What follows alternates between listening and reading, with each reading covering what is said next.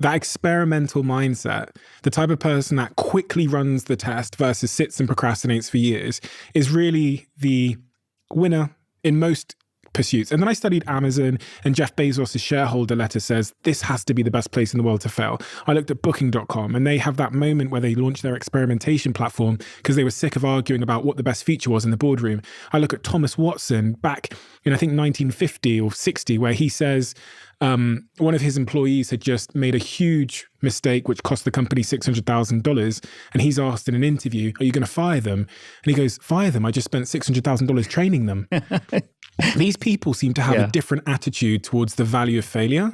Yeah, this goes back to the school system. The school system is designed for component labor, and you don't want components to fail.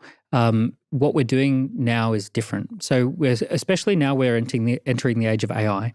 So in a post-AI world, most of the things that we think of as valuable that the school system could possibly teach us are not going to be very valuable very long.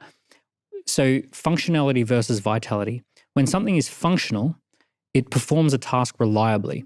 When something is vital, it's irreplaceable life force energy. So what we have to do is recognize that the value has swung from something that is reliably able to perform a task to something that breathes life force energy into a project. So I know this is kind of woo-woo, but essentially this is the difference. When you are breathing life force energy into something, you're okay with failure. We're just conducting experiments. We're finding the way that works. And we just found 900 ways that don't work, and now we're going to find the next one. And you're bringing something into existence. So it's like being a parent.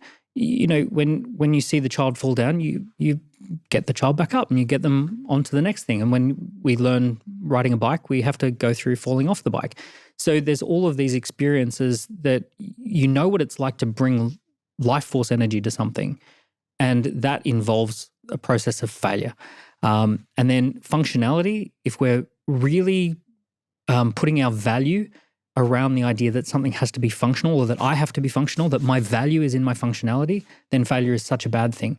So this is a big difference in how the pendulum is now swinging. We have to remove the idea that you are valuable because you're reliably functional, and we have to swing it back to this idea that you're valuable because you breathe life force energy into something.